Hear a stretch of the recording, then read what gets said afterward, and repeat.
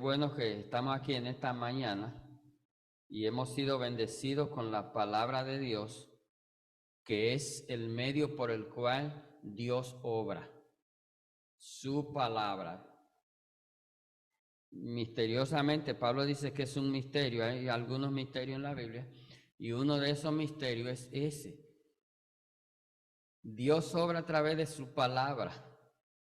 Entonces, cuando nosotros nos paramos aquí y queremos decir y hacer otra cosa que no sea lo que dice la palabra de Dios, irremediablemente estamos perdiendo el tiempo, porque Dios obra a través de su palabra. Hoy vamos a empezar, porque me dijo el hermano que andamos un poquito corto de tiempo, porque ellos están bien ocupados con la preparación del próximo domingo, y vamos a empezar en el capítulo 6 de Hechos.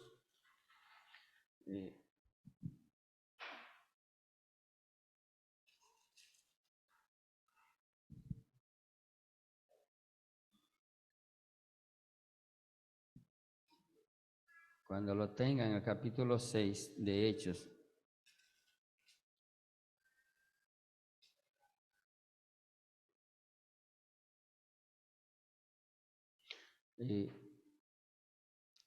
Esta es una parte importantísima, porque en este capítulo, básicamente el día de hoy se utiliza como un ejemplo de cómo elegir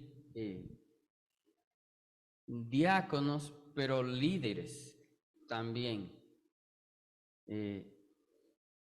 Y déjeme decir esto desde el comienzo, que a veces este servicio que hacen los diáconos y los mismos diáconos en sí, a veces ellos no se sienten o no sienten la gran responsabilidad que ellos tienen en sus hombros.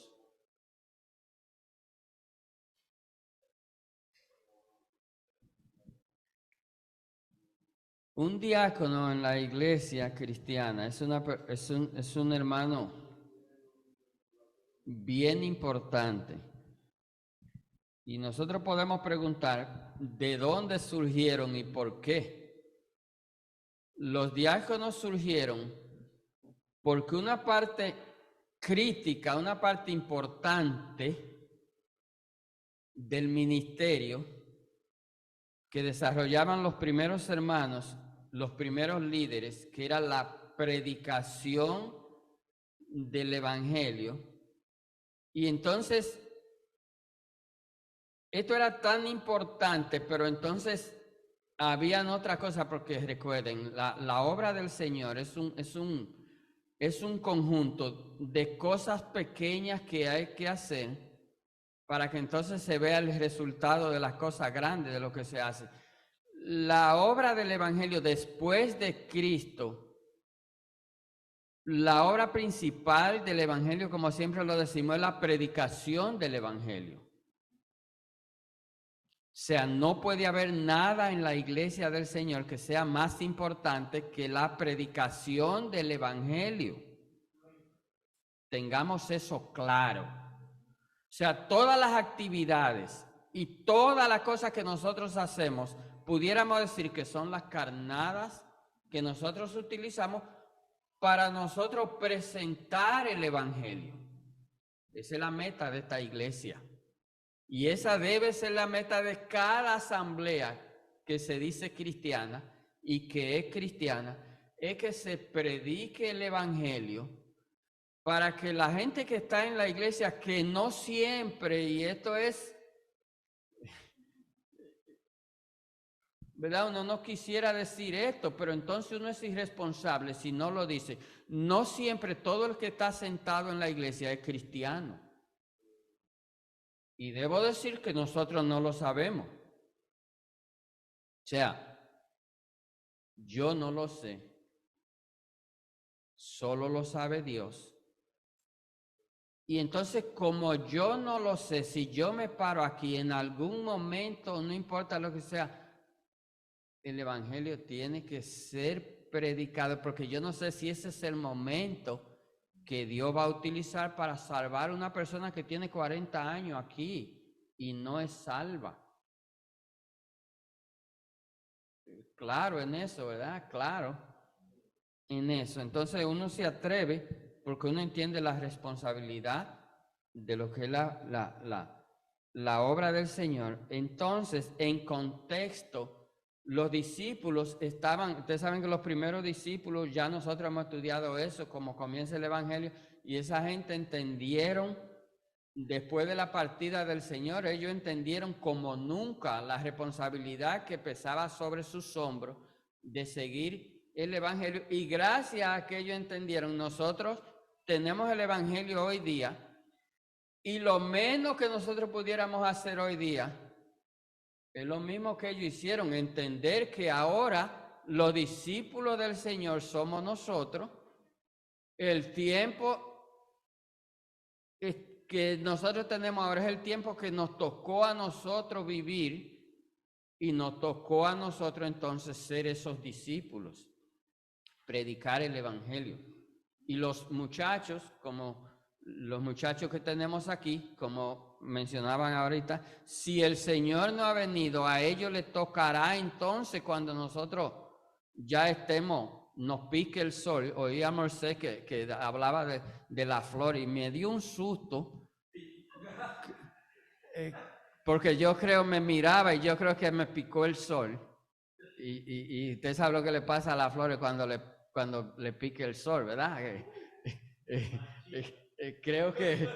Entonces ya nosotros vamos de bajada porque nos ha picado mucho el sol. Entonces son estos muchachos, ¿verdad? Su hijo, Marquiel y los muchachos, los hijos del hermano Armando, son los que le va a tocar, ¿verdad? Eso es, son ellos. Entonces, Capper, que yo sé que va a ser un predicador, porque Capper, ¿verdad? Hasta la comunión la quiere ya. Es decir que, ¿verdad? Son ellos, nuestros sobrinos y nuestra sobrina, ¿verdad? Que van a hacer el apoyo, porque cada hijo de cada hermano que está aquí es nuestro sobrino. No nos olvidemos de eso. No nos olvidemos que nosotros somos responsables también de que esos muchachos sigan creciendo en un ambiente cristiano. Y nuestra preocupación muchas veces, que la iglesia se parezca a la iglesia cristiana, es justamente esa, porque nuestros muchachos que no hablan mucho a veces, pero ellos tienen una mente y ellos se van formando lo que nosotros decimos que somos y que si realmente lo somos. Y ellos calladitos ahí, pero si usted le da una hoja a un niño de 3 años, 4, y le dice, pinta algo, y una hoja y un papel, usted se sorprende lo que ellos pintan. Y ellos lo que están pintando es el reflejo de lo que ellos son y de la vida y de lo que ellos ven y de lo que nosotros vemos, así calladito. Entonces nosotros tenemos que cuidar el testimonio de la iglesia y de los hermanos, porque nosotros tenemos esos niños que van a hacer lo que, si el Señor no ha venido, lo que van a, ¿verdad? Entonces, la elección de los diáconos, entonces ya con ese contexto que dije, dice en aquellos días, como creciera el número de los discípulos, hubo murmuración de los griegos contra los hebreos de que las viudas de aquellos eran desatendidas en la distribución diaria. ¿Qué es lo que está diciendo? Aquí hay aspectos importantes. Crecía la iglesia. Quiere decir que cuando la iglesia crece necesita más personas, necesita más líderes. Eso es lo que está diciendo, necesita más mano de obra. Porque como yo decía los otros días, a veces la gente quiere iglesia grande y quiere mucha gente, pero nosotros tenemos que saber la disponibilidad que tenemos, porque no es lo mismo pastorear 10 hermanos, yo decía que pastorear 50 o 100. Cada hermano es mínimo un problema. Y cuidado, que a veces un hermano es 10 problemas, entonces 50 hermanos son 500 problemas. Es honesto esto. Entonces, esto debe ser equivalente, y ustedes saben que el gobierno de la iglesia cristiana, ¿verdad? Hay básicamente 3 tipos de gobiernos, pero cada asamblea establece conforme a la Biblia su propio gobierno. O sea, el gobierno de nosotros aquí, la iglesia 126, puede ser parecido al de otra asamblea,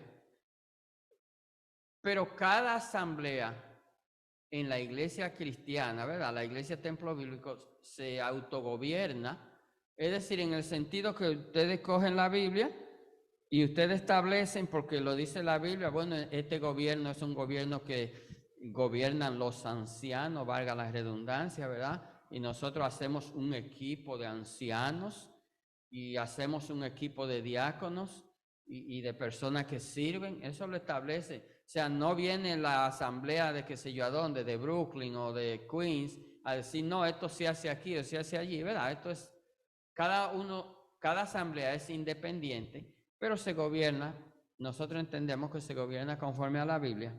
Entonces, está el principal gobierno conocido, que es el gobierno de la Iglesia Católica Romana, que es un gobierno diferente, es un gobierno totalmente centralizado. O sea, la misa que se dice hoy aquí en esa iglesia es la misma misa que se dice en la 116, es la misma misa que se dice donde quiera que haya una iglesia católica alrededor del mundo, es la misma misa. Y la misa consiste en leer un evangelio y entonces hablar de los problemas sociales de la comunidad donde está enclavada. Eso es una misa. Usted nunca lo va a oír a ellos hablando de un texto y explicándole a la congregación y mandando a la congregación a que saque su Biblia y compare lo que están leyendo. No, porque es un gobierno centralizado, que la ley se legisla en Roma, se hace un concilio, ahora mismo en octubre ellos van a tener un gran concilio, ellos tienen un colegio que se llama el Colegio Cardenalicio, que son como 100 y pico de cardenales de diferentes lugares y se reúnen allá en Roma en asamblea y aprueban lo que va a ser por 5 años, por 10 años, y entonces eso se hace un documento y eso llega al mundo entero. Y claro, pero aún en esa reunión la última palabra la tiene el Papa, porque es un gobierno totalmente centralizado. Eso no es el gobierno nuestro, ni es el gobierno bíblico tampoco. Pero están las iglesias presbiterianas, que es el segundo gobierno, ese estilo presbiteriano, que ellos hacen concilio, y esta palabra fue sacada del contexto bíblico, porque un concilio bíblico era una reunión de líderes para tratar a veces problemas y a veces planes y a veces trabajos que se iban a hacer, pero básicamente el primer concilio bíblico lo vamos a ver más adelante cuando lleguemos a Hechos capítulo 15, que es el primer concilio que se hace, los líderes hacen este concilio, esta reunión para tratar un problema que tenía que ver con la circuncisión como requisito para los cristianos y se trata el problema, lo vamos a ver más adelante, nada más le estoy diciendo. Entonces, este mismo tipo de gobierno lo han, le han dado mucho más forma a los pentecostales. Ellos todo tiene que ver con un concilio y ese concilio es que hace las acreditaciones y la vende. Entonces, empezó un concilio o dos, pero ya hay 50 o 60 concilios dirigidos por obispos, porque ellos quieren imitar lo mismo de la Iglesia Católica con el asunto de los cardenales, entonces ellos son obispos, que no es una palabra bíblica, pero es una palabra sinónima de pastor y de anciano. O sea, cuando nosotros vemos en la Biblia ancianos y pastores y obispos, está refiriéndose a la misma persona, el liderazgo, pero con funciones diferentes. Por ejemplo, si ustedes son un equipo de ancianos, no necesariamente que todos los ancianos hacen lo mismo.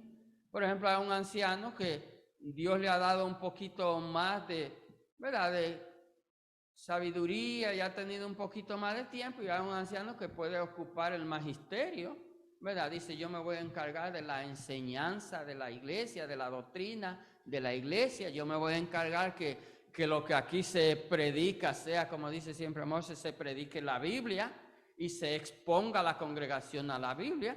Pero hay otros hermanos que son buenos en otros asuntos. Por ejemplo, vamos a decir ahora que la iglesia tiene que ser tecnológica, ¿verdad? Y hay hermanos que se encargan de esa área y ¿verdad? Y dice, bueno, me voy a encargar de esta área para que tengamos un buen sonido, para que no, tú sabes. Hay otros hermanos que son veladores, dice, yo me voy a encargar de la reverencia de la iglesia para que nosotros, ¿verdad? Como líder, como anciano, yo me voy a encargar que la iglesia entienda el significado de la santidad y de la reverencia y de lo que es la casa del Señor y cuantos asuntos. Se divide el trabajo y no hay, es un equipo, al fin del día es un equipo que todos velan, ¿verdad?, por el buen funcionamiento y porque la obra del Señor siga adelante, ¿verdad? Eso es innegociable, ¿verdad? Entonces, ese asunto de concilio, ¿verdad?, en el área de la iglesia pentecostal, es un asunto de vender acreditaciones. Por eso hoy día usted mueve una mata de aguacate y caen 16 profetas, porque ellos tienen profetas, tienen apóstoles, tienen todo lo que la Biblia menciona, ellos lo tienen. Y entonces ya la gente que cantan, ya hay unos que son adoradores, hay otros que son salmistas, ¿sabe? Y todo eso son acreditaciones. Y donde llega un salmista, o donde llega un adorador, o donde llega un profeta, eso es una cosa del otro mundo, y son de las cosas que uno le ora al Señor para que le dé la iluminación, porque como siempre decimos, el asunto de salvación, nosotros siempre se lo dejamos al Señor. Al Señor. Yo no puedo decir fulano porque está ahí, se perdió tengo cuidado con eso, porque yo pienso que el Señor, mire, si el ladrón en la cruz recibió en el último segundo de oportunidad de su vida, él recibió salvación y dice que el Señor le dio el privilegio de entrar con él. O sea, entonces eso me pone a mí a pensar, ¿sabe? Yo no quiero, nunca en ese tema yo entro, de si fulano es salvo o no es salvo. No, yo eso se lo dejo al Señor. Pero hay cosas de forma, tú sabes, que son diferentes. Nosotros intentamos, ¿verdad?, seguir la forma de lo que hemos bien aprendido de lo que dice la Biblia. Entonces, dice el versículo que vino la murmuración. Ustedes recuerdan que el domingo criticamos, ¿verdad? Hablamos del daño de la murmuración y de cómo la iglesia a veces, algunos hermanos vestidos de santidad traen la murmuración, vestidos de santidad. Y este es un pecado, y nosotros hablamos bien claro, este es un pecado que debe ser erradicado de la congregación. Cuando usted sienta algo de mí, tiene la puerta abierta para venir a mí. Está abierta, llámeme como lo enseñamos, llámeme solo y amonésteme y hable conmigo y hágalo en amor y se lo voy a agradecer. Pero esté seguro también que esto es de doble vía. Usted sabe lo que yo estoy diciendo con eso. Si lo veo en una falta, entonces también yo creo que yo me siento en el derecho y en el deber, por el amor que le tengo, de llamarle la atención. Que quedemos claros en esto. Entonces, esto pasaba porque esta iglesia eran multiculturales Y las iglesias multiculturales y multirraciales, que son muy común entonces ahora en el día de hoy, porque si vemos una iglesia multicultural, ¿verdad? Personas que vienen de cultura diferente y multirraciales, de raza diferente, y nos congregamos todos, hay que tener mucho tacto y ustedes como líderes también, mucho tacto cuando nosotros tenemos iglesias así, hermanos así, porque a veces lo que es un chiste para mí, para nosotros que somos dominicanos, para otro hermano de otro país cualquiera, Honduras o El Salvador o lo que sea, es una ofensa. Entonces tenemos que tener mucho tacto, o cuando hay 2 o 3 de un mismo país y de los otros países son poquitos, entonces 2 o 3 que son de un mismo país hacen un círculo, vea, y todo gira alrededor de ese círculo, y eso es lo peor que puede pasar en una iglesia.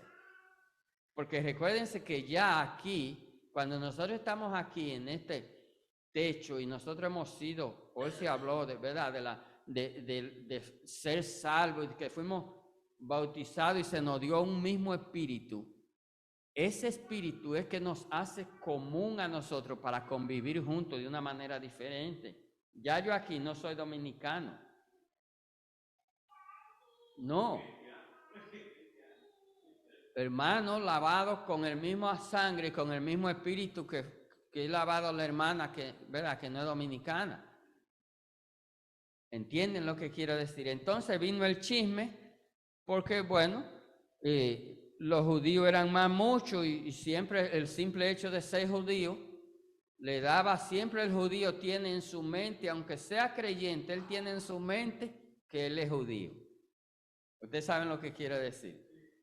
Entonces en esa iglesia había necesidad y se hacía una distribución de comida y se le daba a las personas que tenían menos, se le daba la distribución. Entonces, ¿qué pasaba? Que ellos decían que a la viuda de ellos, porque había muchísimas viudas, porque recuerden que en la persecución murieron muchos, en la guerra morían muchos hombres porque eran los que iban a la guerra. Y Jerusalén y esa ciudad estaban llenos de viudas. Muchas. Sé que ustedes tal vez no han pensado en eso. La viuda era porque los maridos y se morían y se perseguían. Entonces había que atenderla y entonces no había equidad. A la hora de repartir, nosotros no podemos estar mirando raza cuando las cosas se hacen en la iglesia y se hace como obra, ¿verdad? Como servicio. No importa de dónde vengan, ni importa cómo venga, usted se llevará la misma porción. La misma porción. Entonces dice el segundo versículo que los 12 convocaron a la multitud de los discípulos y dijeron: no es justo que nosotros dejemos la palabra de Dios para servir a las mesas. Miren, señores, este es un texto bien importante, porque aquí nosotros vemos que el tercer versículo dice: buscad pues, hermanos de entre vosotros, a 7 varones. Mire, 3 características que tiene un diácono: buen testimonio, llenos del Espíritu Santo y de sabiduría, a quien encarguemos de este trabajo. La forma más adecuada y productiva, escúchenme esto, hermanos, de una asamblea, de una congregación tomar decisiones es hacerlo de una manera democrática. El sistema que ha demostrado más conveniencia dentro y fuera ha sido el sistema democrático. No es perfecta la democracia,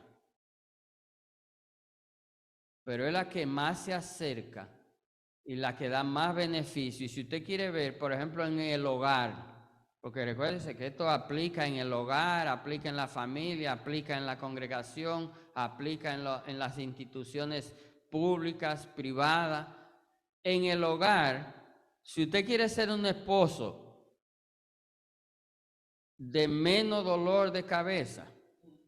Y usted, Rafi, que ya es esposo, todo lo que usted vaya a hacer, consúltelo con su esposa y escuche una opinión de su esposa. Esposos. Hello. Esposos. Intenten escuchar la opinión de su esposa y luego tomen las decisiones. Y se recordarán de mí algún día, en algún momento, se recordarán de la palabra de Dios. Entonces, en la iglesia no hay nada más recomendable que cuando ustedes como ancianos, hello, Moisés, José, ¿dónde está? Ustedes van a tomar una decisión, no teman de informar a la iglesia y escuchar la opinión de la iglesia y luego cuando ustedes se trancan, ustedes van a tener un espectro más amplio. Y a veces cualquier hermano que está sentado ahí que ni habla ni hace ningún ruido y viene calladito y lo saluda si usted lo saluda y si no, no lo saluda ni nada. A veces ese hermano le da una opinión a la congregación y da una opinión que cuando ustedes van a tomar una decisión, usted dice, wow, pero míralo aquí. Y a veces uno tiene temor, pero usted sabe que uno se está evitando de muchas cosas y una de las cosas que usted evita cuando, por ejemplo, como hogar, usted le dice a Yorkie y a su niño, perdón. Échele la culpa a Carlos. Mire, échele la culpa a Carlos, que en vez de decirle su nombre, le dice Yorkie. Entonces ya no se le pega mal. Entonces cuando usted se reúne, y perdone que lo tome de ejemplo, que usted que está más cerca. Cuando usted va a hacer algo, usted se reúne y se sienta con ellos y usted deja que el niño dé su opinión. Los niños, mire, los niños tienen buenísima opinión. Y la esposa y uno como cristiano está orando, pero eso le trae luz, porque a veces tú estás viendo una cosa ahora mismo de una manera y después que tú escuchas a la gente que está a tu alrededor que se preocupa, porque cuando se toman decisiones, el círculo entero va a ser afectado para bien o para mal. Y cuando es para bien, no pasa nada, pero si tú tomas una decisión tú solo y salió mal, oiga, hasta los niños duran siglos repitiendo eso, oiga, hasta los niños. Entonces, increíble, ¿verdad? Pero por eso es bueno entonces reunirlo y nos ponemos de acuerdo. Y cuando nos ponemos de acuerdo, porque a nosotros nos ha pasado y nos sale mal, miren, nadie menciona nada, ni nadie dice nada porque nos pusimos de acuerdo. No hay a quien señalar. Entonces así pasa en la iglesia, porque recuérdense que la iglesia es dirigida por Dios y operada por los hombres. ¿Usted entiende eso? Dios es que dirige, pero los que operan son hombres humanos. Pero si son humanos pueden cometer errores. Y cuando los líderes hacen algo solo y le va mal, vea, los hermanos quisieran eso. Y duran años. Aquí hay gente que tiene 10 años mencionando algo. Vea, si usted no lo sabía, esto no es un chisme. Aquí hay gente que todavía está mencionando cosas de 10 y de 20 años y de 30. Pero tú sabes que si se reúne la iglesia, porque la iglesia también, como asamblea, como cuerpo, la iglesia a veces ve cosas que nosotros los que estamos aquí adelante no la vemos. Y la iglesia y los hermanos saben cosas de hermanos que a veces nosotros no sabemos. Entonces, si yo voy a poner un diácono, usualmente, porque estamos hablando más básicamente de los diáconos, usualmente el diácono que la iglesia confirma tiene 8 y 10 años sirviendo como diácono. ¿Usted entiende eso? Que hay hermanos aquí que están haciendo funciones que no son líderes, pero la están haciendo hace 10 años, o 8 años, o 5, o qué sé yo. Y entonces los hermanos, los líderes, lo que hace es que confirman eso, pero lo confirman con la congregación. ¿Qué hicieron ellos? Y es un buen ejemplo. Ellos dijeron a la congregación, mire, busquen dentro de ustedes, busquen hermanos que tengan estas 3 características. Ellos como líderes, se supone que ellos tienen un conocimiento más amplio del entendimiento de la palabra. Y como ellos le dijeron, ellos seguro le dijeron, búsquese hermanos que sean chéveres. ¿Dice chévere? No. Búsquense hermanos que sean amigables. Tampoco. ¿Y qué es lo que dice? Búsquense hermanos que no nos den problemas. No dice eso. Entonces, mire, los líderes le dieron el parámetro. Nosotros queremos esto. Ustedes se van a buscar hermanos de buen testimonio. Y ustedes saben cuántas veces nosotros hablamos, ¿verdad?, del testimonio del cristiano. Mire, no hay una cosa que dañe más la obra del Señor que un mal testimonio. Le voy a poner un ejemplo. Pasó una situación en un lugar. Ni lo voy a decir el lugar ni nada, nada más la situación. Y a la hora de reprender él o los involucrados, la persona que debía hacerlo no lo pudo hacer porque mientras alguien lo acusaban de tener una tercera persona en una relación, la persona que lo iba a reprender lo acusaban de tener un hijo.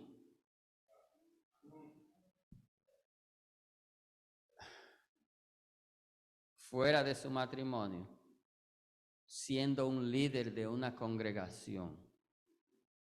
¿Usted entiende lo serio que es esto?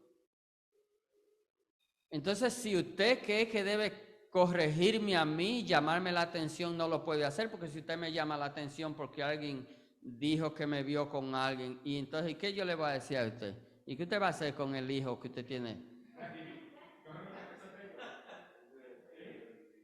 Hermano, ¿usted entiende lo que es el testimonio? Entonces, ¿qué es lo que yo le dice? Que sea de buen testimonio,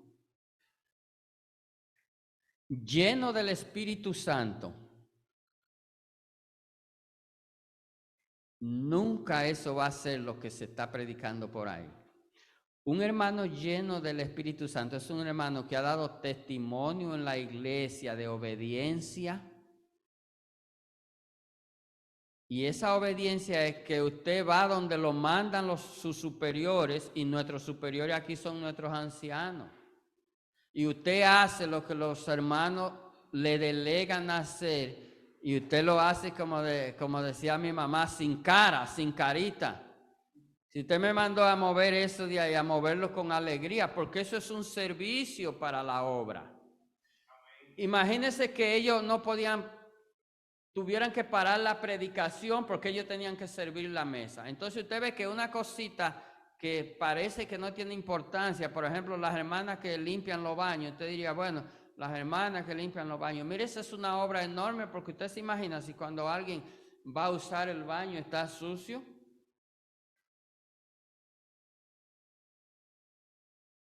Sí. No, tengo que dejarlo hasta ahí porque esto es muy importante. Y vamos a seguir ahí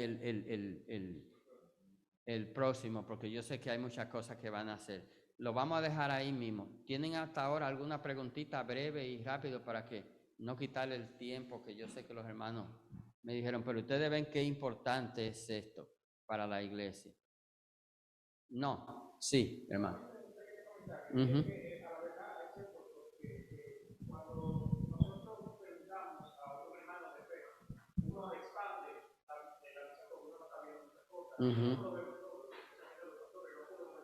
No.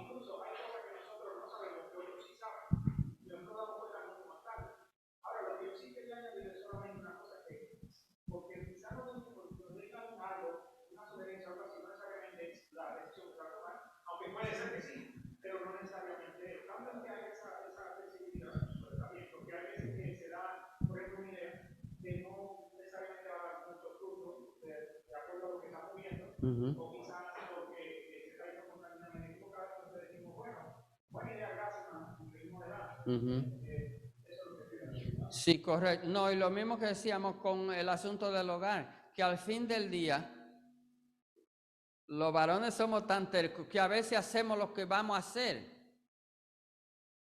Vamos a ser claros en esto. Pero tú tienes una idea más clara, porque realmente la decisión en la iglesia, en nuestro sistema de gobierno, la deben tomar los ancianos. Pero los ancianos entonces la toman con un espectro amplio. Porque ¿de quién es que ellos son ancianos? De Dios primero, ¿verdad? Y servicio ¿a qué? A la congregación. Sí. Sí, sí. Vamos a seguir, se lo prometo ahí mismo, porque esto es importantísimo. Así que ahora, ajá. Sí. Sí.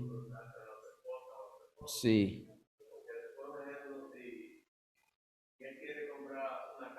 Y la mujer quiere un negocio. Y se mete en la casa y la casa. Ay, muchacho. Tú no te lo dijiste a mí. Ay, muchacho. Es tuyo solo. No es piedra, no es coco que te tiran, es piedra. Es piedra. Es piedra, sí, así que, sí, hermano. No, no. Otra cosa que me pasó. Que por cierto, si alguien no da una derecha, en mi caso, mi esposa no da una derecha, a mí me gusta la derecha. Y yo hago una decisión conforme a eso. Y no sale bien, yo lo digo a ella. Porque la decisión no está la toma yo.